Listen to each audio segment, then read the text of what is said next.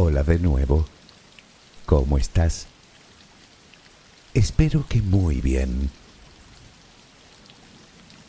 Cuenta la leyenda que los descendientes de Noé, supervivientes del diluvio universal, se asentaron en la llanura de Senar, en un lugar que conocemos como Mesopotamia.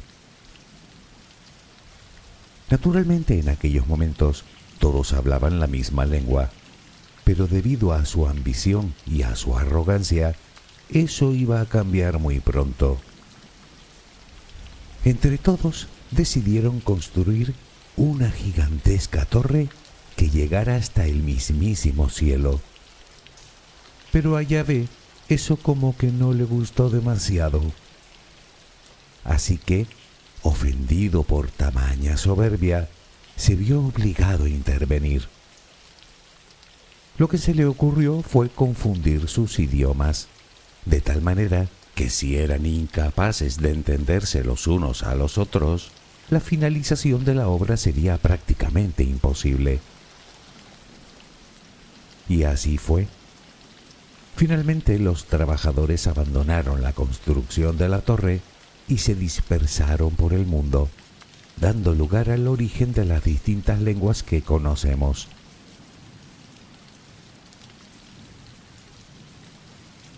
Como habrás adivinado, hablamos de la legendaria Torre de Babel. Este es más o menos el relato que nos cuenta el Génesis. De hecho, es uno de los principales mitos fundacionales de la Biblia y sin duda uno de los más conocidos y populares. Supongo que conoces la leyenda. La pregunta es, ¿qué tiene de verdad?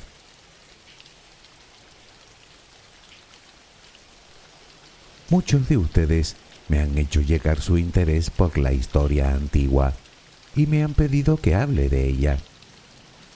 Por mi parte he estado dándole vueltas a la cabeza, decidiendo por dónde debería empezar. Y he llegado a la conclusión de que lo mejor, como siempre, es empezar por el principio. Hablo del principio de la historia. Hoy haremos un viaje en el tiempo para hablar de Mesopotamia. Déjame acompañarte mientras concilias el sueño y aprenderemos un par de cosas sobre lo que hoy consideramos la cuna de la civilización. Relajemos primero cuerpo y mente. Busca la posición que te resulte más cómoda para dormir, con la que te sientas más a gusto. Recuerda que siempre puedes colocarte boca arriba, con los brazos a los costados y con las piernas ligeramente separadas. Cierra los ojos si aún no lo has hecho. Intenta que los párpados estén lo más relajados posible. Toma aire profundamente por la nariz. Reténlo un par de segundos y suéltalo lentamente. Lo hacemos otra vez, pero en esta ocasión con la respiración abdominal. Inspira, reténlo, suelta. Nota cómo el abdomen sube y baja mientras que tu pecho permanece inmóvil. Una última vez. Inspira, reténlo y suelta.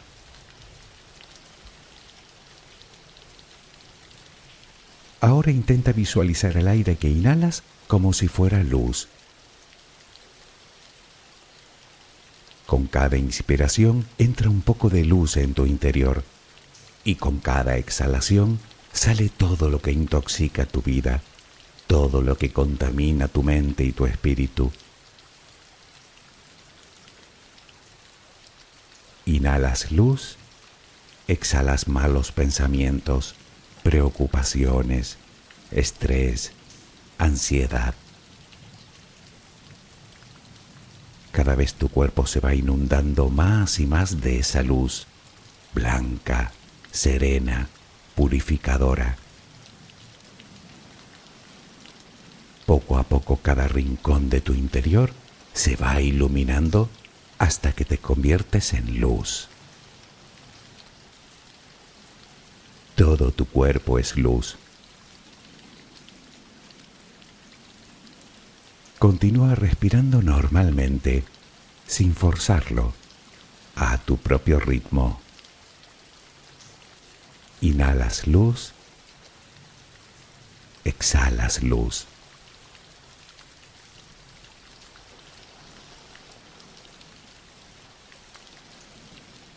Ahora comenzaremos a relajar todo nuestro cuerpo. Empezamos por los pies. Nota cómo se relajan. El pie derecho, el pie izquierdo.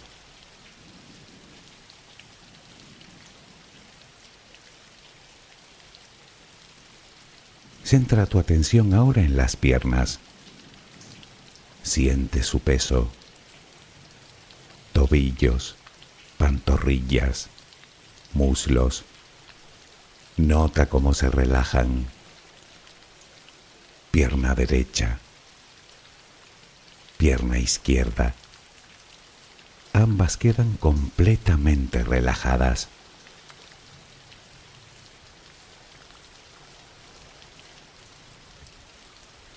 Toma conciencia de tu cadera. Sientes cómo se relaja, cómo se relajan tus glúteos.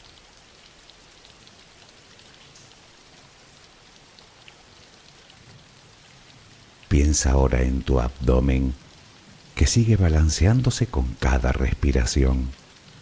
Nota cómo se relaja también.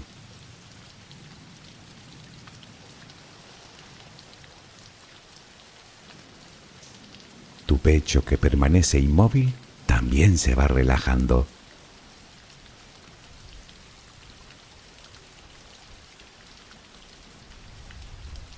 Siente ahora tu espalda. Sientes que cada vez pesa más y más. Desde la cadera hasta el cuello, todos los músculos de la espalda quedan completamente relajados. Notas como ya no hay tensión en ella.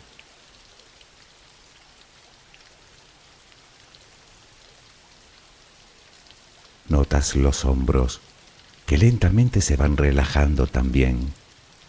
Nota cómo caen.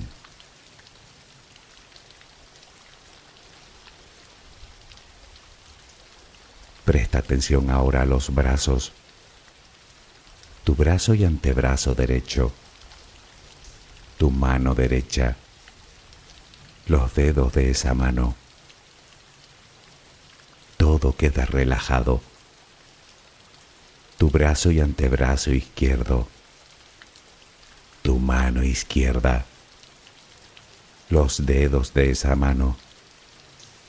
Notas el peso de ambas extremidades.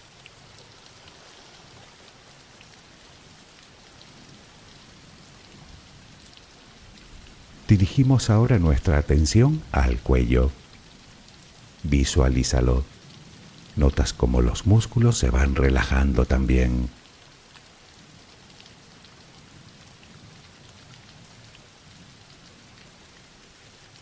La mandíbula, las mejillas,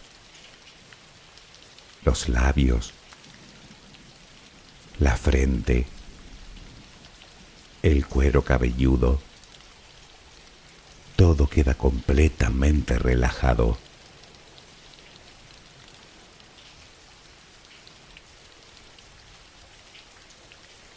Sigue respirando, lenta y serenamente.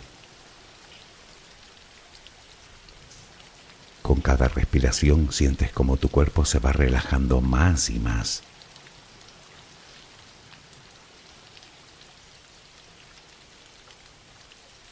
Siente cómo resplandeces de paz, de bondad, de gratitud, de calma, de compasión, de amor. Continúa respirando suavemente. Recuerda que ahora eres luz. Solo respira tranquilamente.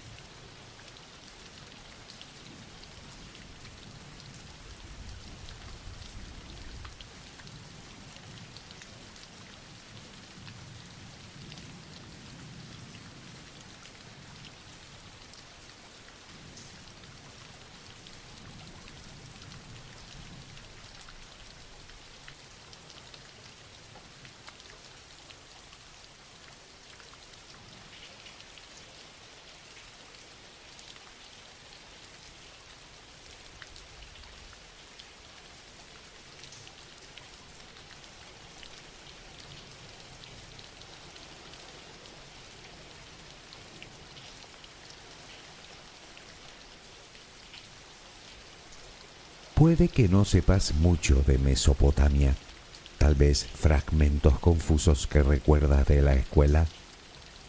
Sin embargo, estoy completamente seguro de que te suenan más cosas de las que crees, como la mencionada Torre de Babel o los jardines colgantes de Babilonia, una de las 7 maravillas de la antigüedad, de las que por cierto hablaremos pronto. Tal vez te suene también el Código de Hammurabi, lo que conocemos como la ley del ojo por ojo, o la ciudad de Ur, patria de Abraham, o el sistema sexagesimal.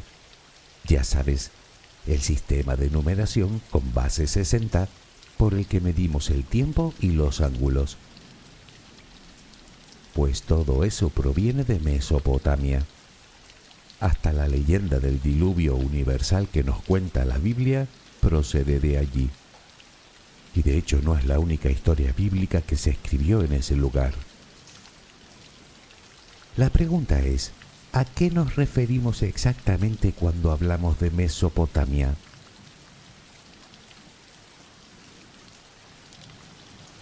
Mesopotamia no era un país, tal y como lo entendemos, ni era un imperio.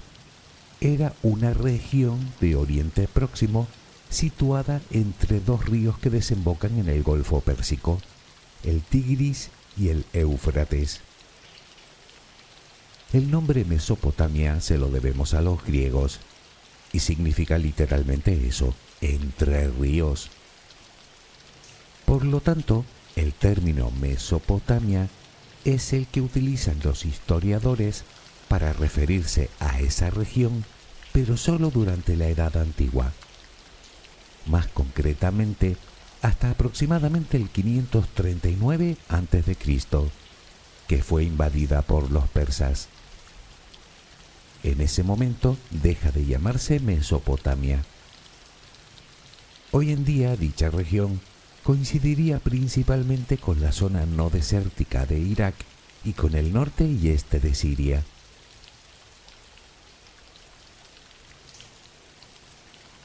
Si te preguntas por qué a Mesopotamia se la considera la cuna de la civilización, debo decir que los motivos son bastante contundentes. Fue en esa región donde parece ser que tuvo lugar la primera revolución neolítica en el mundo, es decir, el desarrollo de la agricultura y la ganadería hace alrededor de 12.000 años, lo que propició que se desarrollaran los primeros asentamientos humanos permanentes. Sin embargo, Mesopotamia es mucho más que eso. Se trata de una de las regiones más importantes e influyentes no solo del mundo antiguo, sino de toda la historia de la humanidad.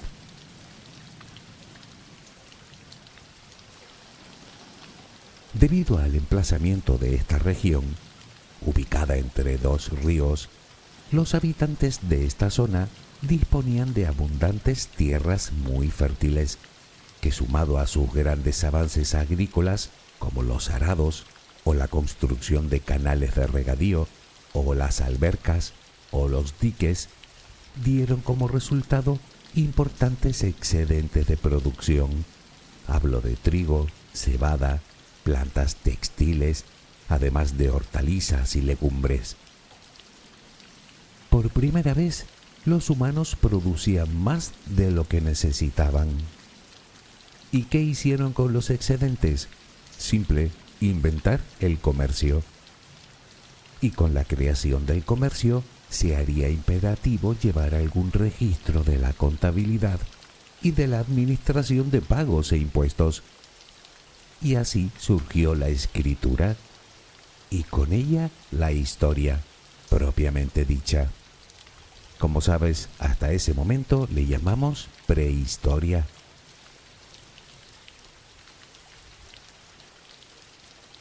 Aquel primer sistema de escritura se denomina escritura cuneiforme, un sistema cuyos signos estaban formados por líneas en forma de cuña, de ahí su nombre, cuneiforme. Dichos signos se escribían con un punzón sobre pequeñas tablillas de arcilla que luego endurecían con calor. Hoy en día se conservan miles de estas tablillas, además de fragmentos que, sumados a otros numerosos hallazgos arqueológicos, nos narran buena parte de la vida de las gentes que las crearon y además nos descubren cosas bastante sorprendentes.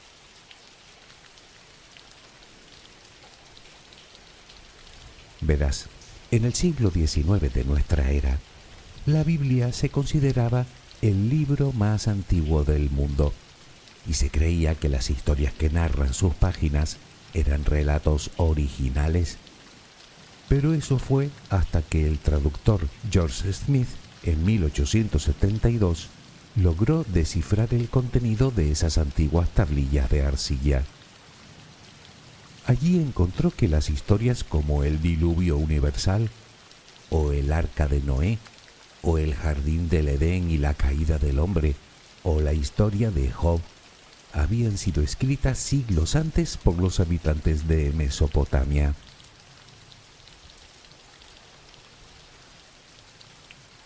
Las distintas culturas que se asentaron en Mesopotamia fueron añadiendo inventos y avances que luego serían de gran importancia. A partir del cuarto milenio antes de Cristo aparecieron las primeras ciudades más o menos como las conocemos hoy, creando unas sociedades que se fueron volviendo cada vez más sofisticadas y más estratificadas. En Mesopotamia elaboraron el primer sistema legal de derecho civil que se conoce, y también el primer sistema de medición y pesaje de la historia. Además estudiaron el cielo en profundidad, convirtiéndose en grandes astrónomos. Fueron ellos los que dividieron el día en 24 horas, las horas en minutos y los minutos en segundos, la semana en 7 días y el año en 12 meses.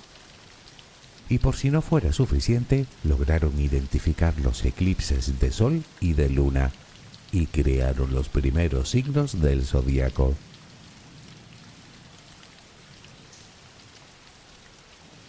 Pero fueron más cosas las que inventaron en la antigua Mesopotamia. De hecho, solo acabamos de empezar. Por ejemplo, inventaron algo tan importante para la arquitectura como el ladrillo, de tal manera que crearon también los primeros templos y obras arquitectónicas complejas. También los primeros ritos religiosos, las herramientas comunes, el armamento sofisticado. Inventaron la vela para los navíos, el vino, la cerveza y hasta la rueda, lo que obviamente revolucionaría el transporte para siempre. Se sabe incluso que fabricaban juguetes para los niños, muñecas para las niñas y pequeños carros para los niños. Y por cierto, también fue allí donde estipularon el descanso sabático, es decir, tomarse un día de descanso a la semana. Y además comenzaron a utilizar algo bastante curioso y no menos importante: los sellos personales. Eran sellos cilíndricos que utilizaban para dejar constancia de la propiedad de bienes o para representar la firma de un individuo. Los estampaban en las tablillas de arcilla antes de que se endurecieran y así dejaban constancia de la información.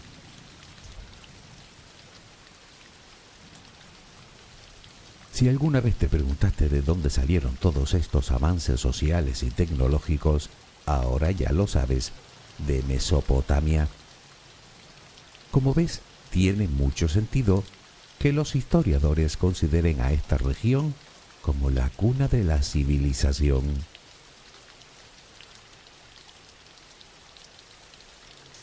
Precisamente debido a la fertilidad de sus tierras, a la abundancia de sus recursos y a su ubicación estratégica, toda esta región fue disputada y conquistada por distintas sociedades a lo largo de su historia.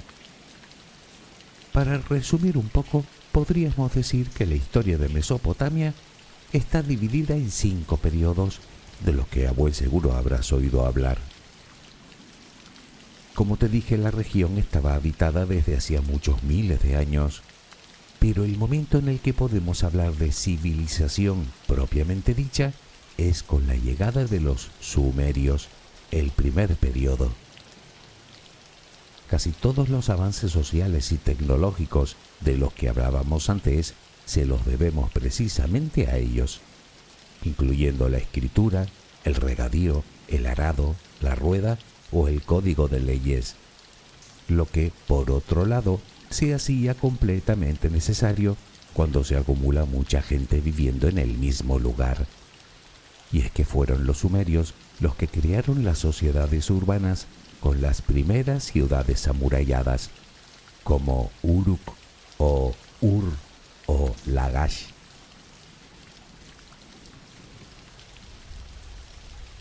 Los sumerios comenzaron a establecerse en la Baja Mesopotamia, digamos al sur, alrededor del 3500 a.C. Sin embargo, aún no podemos hablar de un estado unificado como tal. Estas primeras ciudades eran ciudades-estado, es decir, ciudades independientes con gobiernos estatales controlados por élites religiosas y que luchaban entre ellas. A principios del tercer milenio se establecerían los primeros reinos, aunque el rey era a la vez el sumo sacerdote. Es precisamente en este periodo cuando tiene lugar la primera guerra de la que se tienen registros entre las ciudades de Sumer y Elam, conflicto del que salió vencedora Sumer, que luego dio nombre a los sumerios.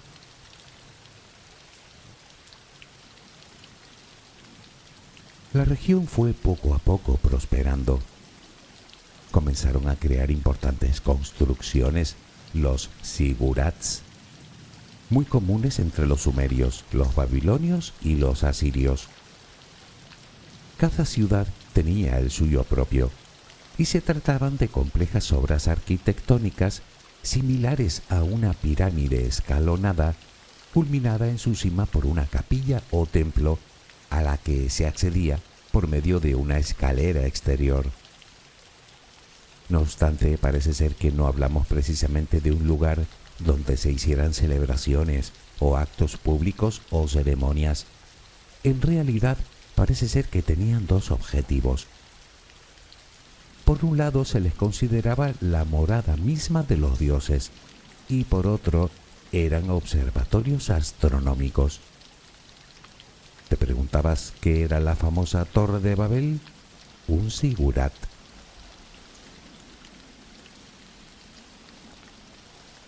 Como era de esperar, tanta prosperidad y riqueza no dejaba indiferente a los pueblos vecinos que naturalmente ansiaban apropiarse de ella. Fue así como cientos de años más tarde, la cultura sumeria cedería su poder a una nueva civilización que daría lugar al segundo periodo, aunque dejando, eso sí, innumerables avances que heredarían los invasores, los acadios.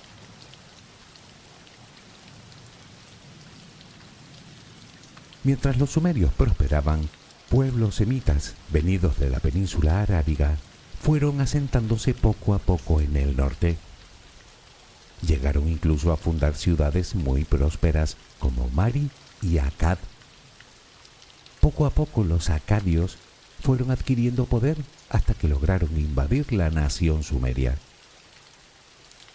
Hacia el 2350 antes de nuestra era, el rey Sargón I de Akkad conquistó las ciudades sumerias e instauró un reino centralizado que controló toda la región durante más de 150 años, lo que hoy conocemos como el Imperio Acadio, el primer imperio de Mesopotamia.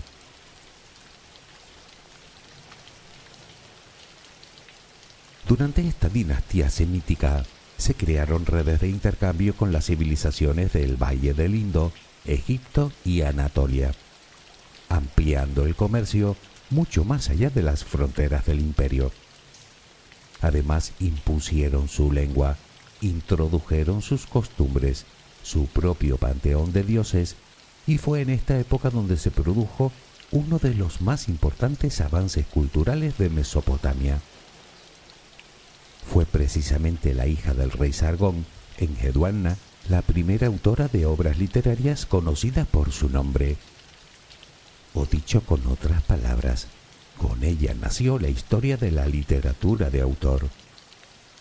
Tanto fue así que la primera biblioteca de la historia se fundó en la ciudad de Mari, que según parece contenía más de 20.000 tablillas escritas.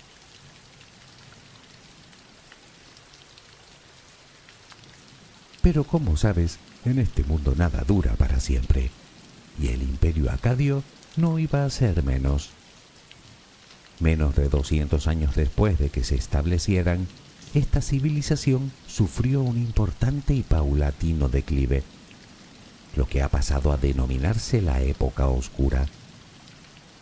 Durante mucho tiempo los investigadores se preguntaron los motivos que dieron lugar a este decaimiento, hasta que recientes investigaciones parecen apuntar a un cambio climático que provocó hambrunas y puede que la interrupción del comercio, lo que sumado a las revueltas internas fue debilitando el imperio, hasta el punto de ser incapaces de sofocar las invasiones que en un pasado habían sido aplastadas con mucha facilidad.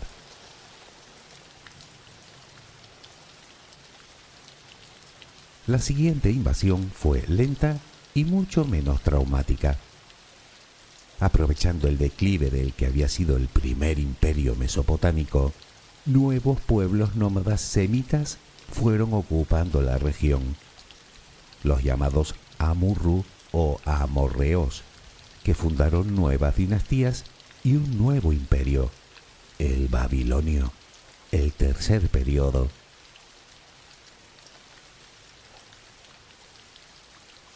Los amorreos carecían de una cultura unificada como tal. Simplemente se limitaron a heredar la cultura y la religión acadia, por lo tanto no introdujeron novedades importantes. Su lengua era parecida a la acadia. No olvidemos que los acadios eran también pueblos semitas, por lo que fueron asimilados fácilmente por la población local. Los amorreos se instalaron en varias ciudades como Akkad y Canaán, pero además fundaron otra, la legendaria Babilonia.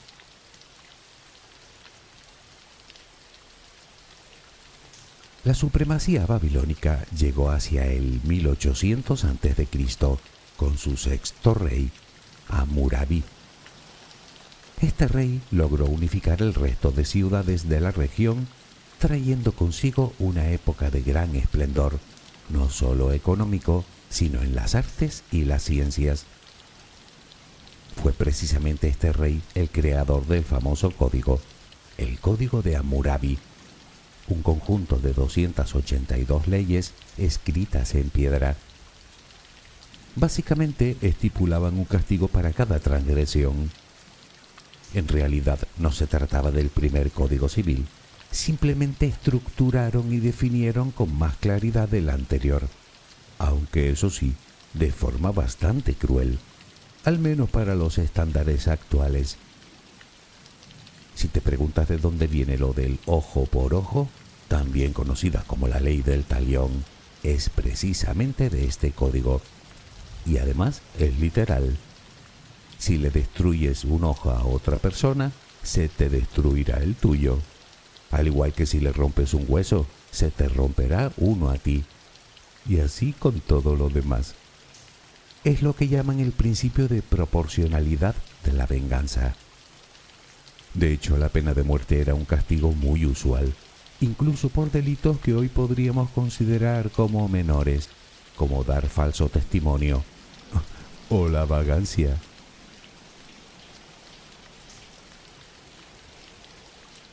Llegados a este punto debemos responder a una pregunta. ¿Qué hay de la Torre de Babel que nombra el Génesis? Bueno, hay que decir que toda la mala fama que ha llegado hasta nosotros de la ciudad de Babilonia se lo debemos precisamente a la Biblia. En realidad, esta ciudad fue en su tiempo un importante centro cultural, intelectual y religioso. De hecho, el más importante de todo Oriente Próximo. Pero entonces, ¿por qué la describen como una ciudad del pecado y la depravación? Bueno, esto puede ser debido a las rencillas que quedaron instaladas en la memoria colectiva después de la destrucción de la ciudad de Jerusalén hacia el siglo VI a.C., precisamente a manos de los babilonios.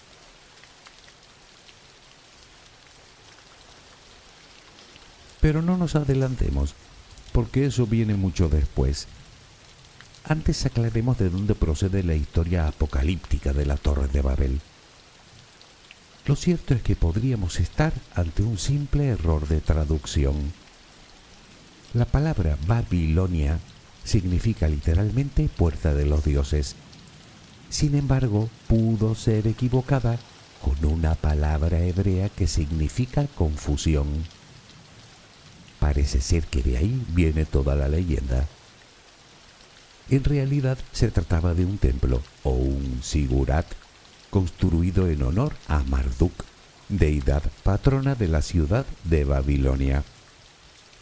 Es más, dicha torre puede que ni siquiera estuviera construida en esta ciudad, sino mucho más al norte, concretamente al sur de Bagdad.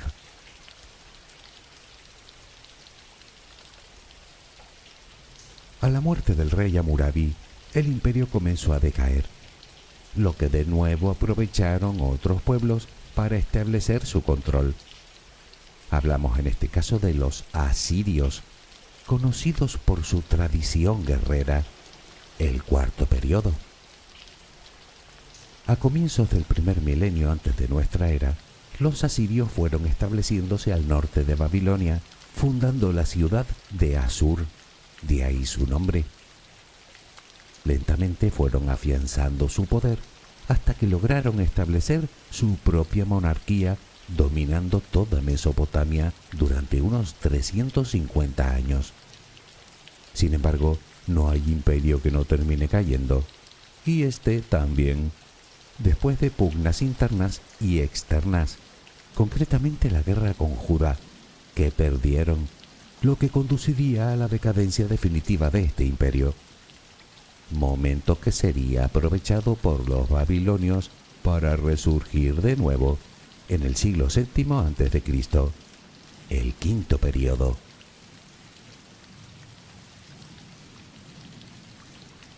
Los babilonios borraron literalmente a los asirios y a su cultura de la faz de la tierra y volvieron a florecer bajo el mandato del rey Nabopolassar. Pero fue el hijo de este, Nabucodonosor II, el que destacaría por crear un imperio que abarcó desde el Golfo Pérsico hasta las fronteras de Egipto. Fue él el que conquistó el reino de Judá y el que destruyó Jerusalén. Este periodo es conocido como el de mayor esplendor por el desarrollo y las construcciones.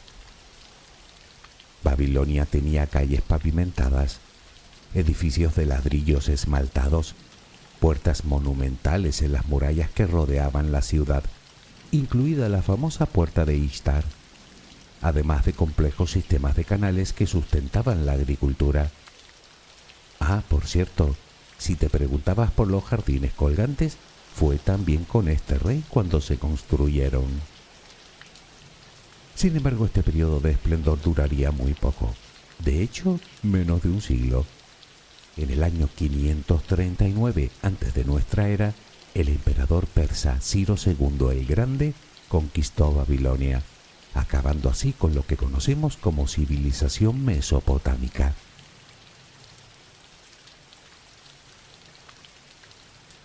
Primero los sumerios, luego los acadios, después los babilonios, más tarde los asirios y por último los babilonios de nuevo. Las 5 etapas principales de Mesopotamia. Naturalmente solo hemos dado unas breves pinceladas de lo que fueron nada menos que 3000 años de historia. Sin embargo, creo que con este resumen nos podemos hacer una idea del origen de nuestra propia civilización. Aunque claro que ahí no acaba la cosa. En el 331 a.C., la región pasaría a manos de Alejandro Magno. A la muerte de este, distintos pueblos se apoderaron de ella hasta que los romanos la incorporaron a su imperio hacia el año 198 de nuestra era. Ya en el siglo VII, la región fue definitivamente conquistada por los árabes. Pero bueno, esas son otras historias que desarrollaremos en otra ocasión. Si a ti te parece bien, claro. Espero que mañana tengas una maravillosa jornada. Que descanses. Buenas noches.